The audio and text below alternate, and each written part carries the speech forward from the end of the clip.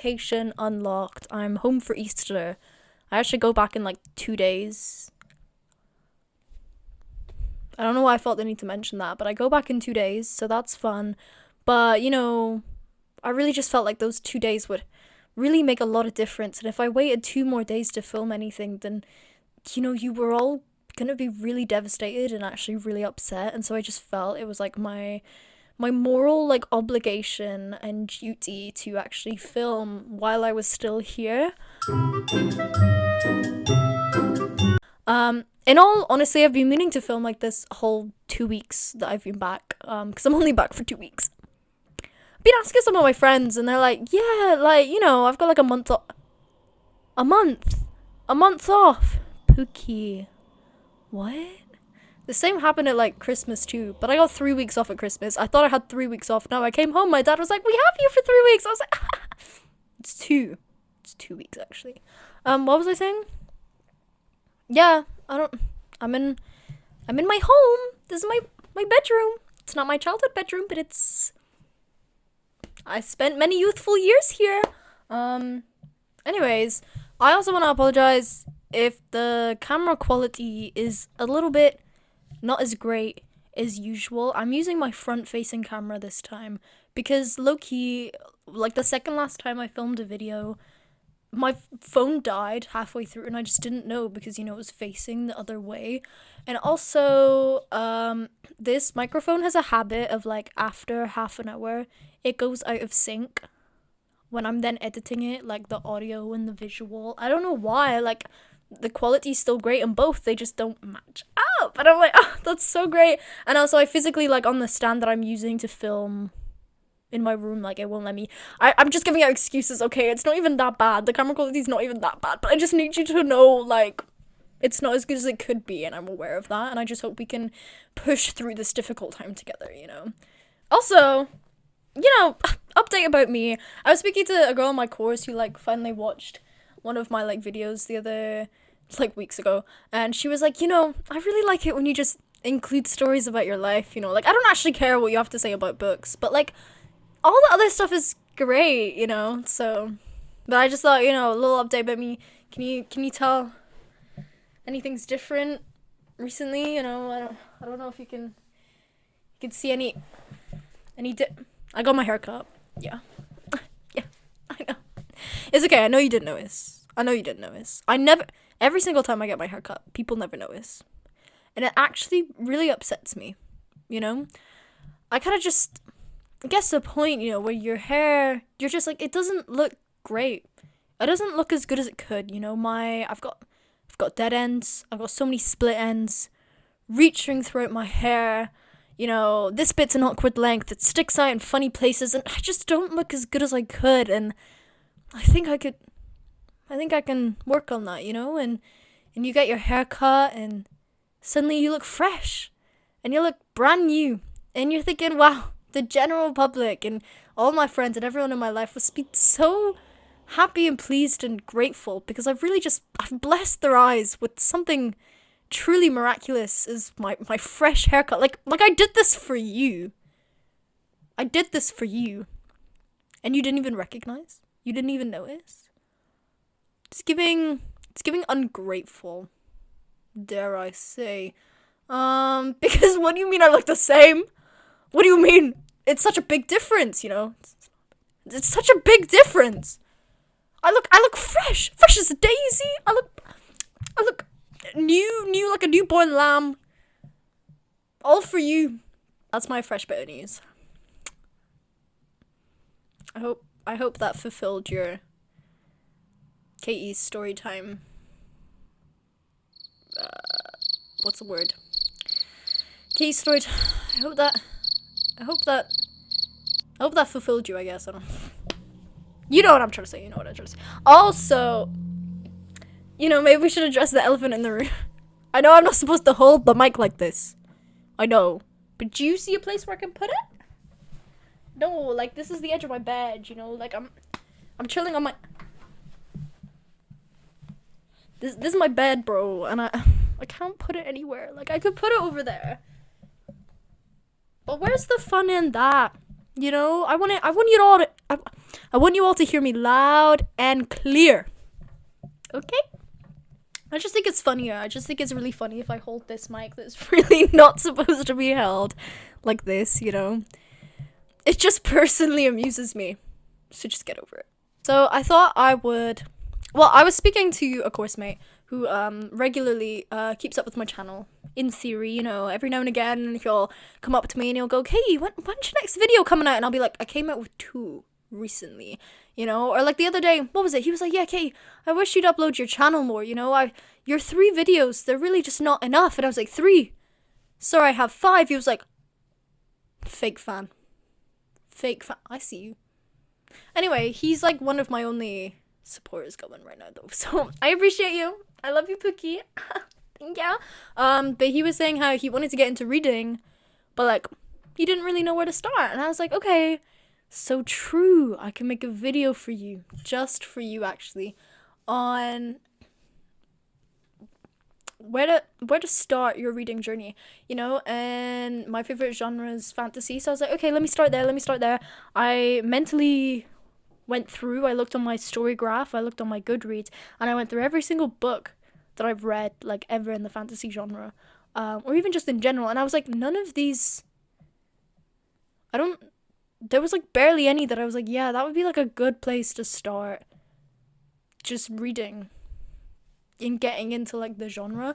The thing is with fantasy is that it's so often complex and detailed, and it really involves like immersing yourself in an entirely different world with like different world building, different religions, different magic systems, like different geography, and sometimes that can be really overwhelming. And I think for like, as far as genres go, fantasy can be at times quite difficult to get into. Like even I, like having read my whole life and being a major lover of fantasy, like I still struggle sometimes when like getting into novels, and like it's just kind of daunting. Like fantasy novels often, they don't come as standalones. Like very rarely do they come as standalones. It's typically like four book series, you know, or a trilogy at least. And sometimes those books are like massive, and so you're just kind of looking at it like, do I really want to get into that? Do I really want to take that leap and commit the next like 3 months of my life to this series, you know? Like, how good is it really going to be? And like, how much of my mental energy and capacity is it going to take for me to read it and comprehend it to its fullest extent, you know? And so when you're then a beginner who hasn't done much reading, or you read a lot in your childhood and you're trying to get back into reading in your like adulthood, it can kind of be difficult to figure out where to start. But unfortunately, I don't know if I can help you. I'm so sorry. But I looked back through it and I was like, I don't know what's the best book or a series to tell you to just start off with. Because, I mean, I can tell you the ones I started off with, and I was going to do a little bit where I was like, okay, I can't really help you out, but, like, here's where I started off. But also, bearing in mind, like, having grown up kind of reading, it means that my reading level obviously grew up with me. So what kind of got me into fantasy, if you're then trying to get into fantasy in your adulthood, it's like, well, those books that I read when I was like 12, 13 probably may not help you. They might. Nothing wrong with that. But let's just give a shout out to some of the book series out there that really just helped me get into fantasy, really gave me a love for the genre. Yeah. I think the big one, is it, what was it even called? The Secret Kingdom. You know how there's like those, what's it called? Those fairy books? And then it's like all the girls' names majoritively, and it's just like Katie Fairy, and she's a fairy of like sparkles or something. I'm so knowledgeable about them. No, I never read them, because you know what I was reading instead? I was reading The Secret Kingdom. Yeah. I don't remember a lot about what it was about, but that growing up, that's what really started off my love of reading in general. You know, who was it even by? I don't remember. I'll put it up on the screen somewhere. I'll accredit the author, you know.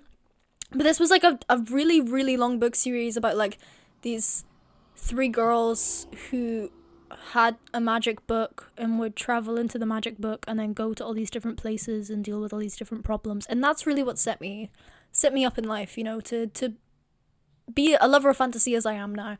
I then read. Do you know what? They're behind me. Wait. No, they're not. Wait, I remember it though. I used to have a bookshelf there, and I forgot that it was gone. You can tell I haven't lived in this room regularly for a while. I say a while. It's been like less than a year, and I'm like, I've moved on. This is not my room anymore. Girl, get a grip. But The Land of Stories by the guy who played Kurt in Glee. I think his name is Kurt. The gay one. It's guys, I can say that. I'm gay. And he was gay. Nothing wrong with saying he was gay. Okay. He was very open. He was like the closet. But yeah, the guy who played the gay guy in Glee, he wrote novels, and he did this 6-book series called The Land of Stories, which was like again, it was about these two kids that fell into a book and then got transported to a magical land. There seems to be a theme here. But yeah, but that one was inspired by like fairy tales, and it was really well done. I will say. I quite like that one, but that one's definitely like a middle grade age range. Nothing wrong with them though. I reread them because I read like the first 5. The 6th one wasn't out yet. I got the 6th one, and then I didn't read it for years, so then I forgot what happened in the book series, so I reread it during lockdown, I think, maybe. So I was like 14, 15, you know, so like have at it. Nothing's stopping you. They were good, and I feel like I've known adults who've read them and been like, yeah. So, you know, really, if you want to get into fantasy, like, go for it. Maybe start there. Yeah. And then ones, strangely, that I've read, and they were like really long series, is, I don't know what the plural of series is. But I don't remember much about them, and they were really just, you wouldn't have thought. I don't know. For me, anyway. I mean, for you, you'll be like, I don't see what the issue is. But for me, I was just like, I don't know why I read those. I do know why I read them. It's because my mum owned them on iBooks. And so at some point, I just read them. But that was during like a phase in my life that I don't remember much about, you know? Like, I don't remember what compelled me. I just remember enjoying them. I mean, clearly, I read all of them. And that was, if I can find it. So one of them was the Iron Fae series by Julie Kagawa. I don't even remember what it was about. That's the thing. But that was like my introduction to like Fae. Fae is quite a staple, I would say, in fantasy novels.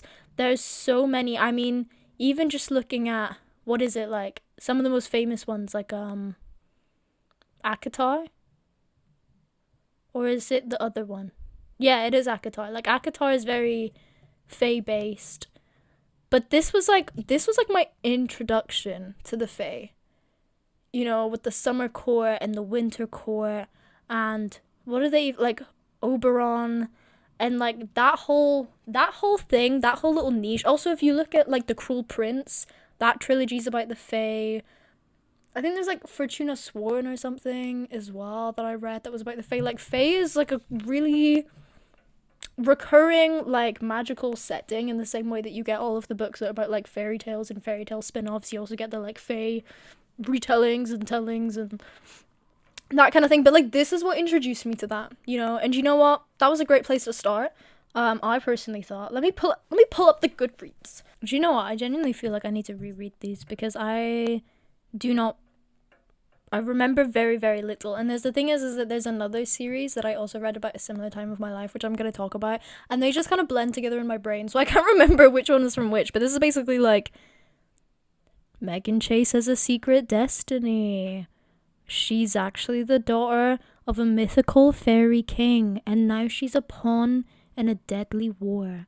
She has a really mysterious best friend, and a guy who seems to be following her and watching her from afar, and low-key she's falling in love with a young prince who kind of just wants to see her dead, you know? Low-key, enemies to lovers, maybe, from the sound of it. So if you want a nice little Fae romance subplot, enemies to lovers, maybe check out the Iron Fae. These all came out like 2010s. Just for your knowledge. I feel like a lot of the books I tend to read are typically like quite modern and quite new. I I will admit that I really just follow what everyone else does. And if I recognize a book in like a charity shop or a bookstore, or if I recognize a book because I've seen someone talk about it somewhere, chances are I will read it. Obviously, there's still the kind of thing of like, if I know it doesn't sound like something I'd want to read, then I'm not gonna read it. I'm still like intellectually like there. You know, I'm still present enough to be able to make some sort of decisions about the books I read. But on the whole, like, I am very easily influenced, and if I see one video on my For You page of someone talking so passionately about this, like, fantasy series that they loved so much, I just read it, you know? And in the beginning, that didn't go so well for me, and I was still trying to figure out who I trusted and what kind of books I wanted to read, I guess. Like, there was a phase, like, 2020, when lockdown happened, I realized I had free will and I could just buy books for myself, and I didn't have to rely on, like, what my parents had and what they wanted to give me for Christmas and my birthday. I was like, I actually have pocket money, and I can buy books if I want to. And so the first ones I ever bought when, like, free will entered my brain was, They Both Die at the End, We Were Liars, and, like, Cinderella is Dead. They were all 3 stars for me. Even at that age, I was like, that was kind of mid, you know? But, like, as I've gotten older, I suppose, or, like, as I got more into, like, the book talk space and the community, I was able to start discerning, like, okay, I don't trust your opinion, but, like, I trust yours, and, like, you've never done me wrong, and, like, oh, this seems kind of like the thing I'd like, and depending on how they market it, you know, you can start to figure out what you're looking for. I don't know how I got into this topic.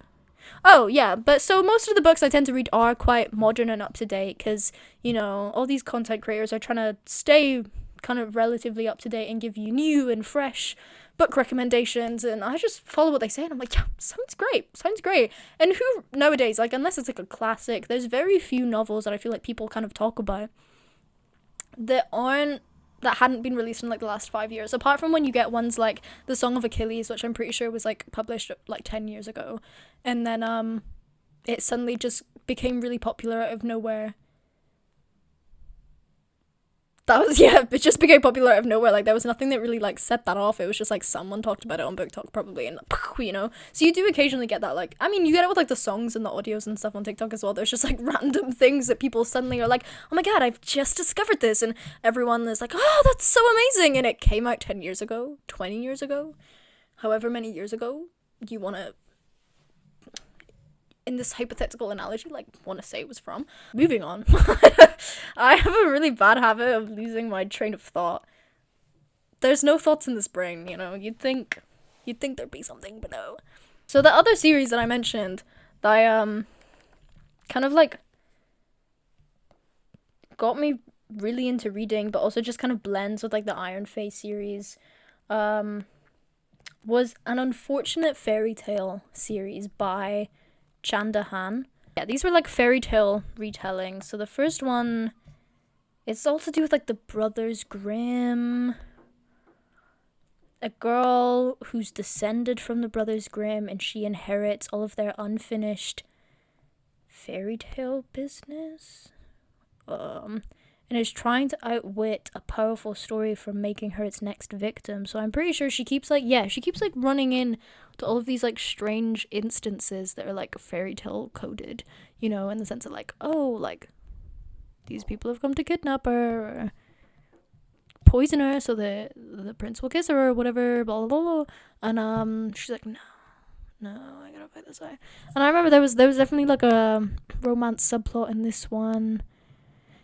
Something to do with a guy in the storybook or something. I don't really remember. But it was good. That's what I remember enjoying it at my ripe old age of like 12 and 13, you know? And yeah, anyways, that was a really long-winded way to say those were some of the books that got me inspired into reading. So as far as like recommendations on what to get you started with, that's all I've got to give. I'm sorry. On to just general recommendations in general. Honestly, like, at this point, throw yourself in the deep end. Just go for it. Just read what you want to read. You have free will, you know, and you'll pick it up eventually. Just trust the process and trust that this little brain up here is smart enough to pick up on what's going on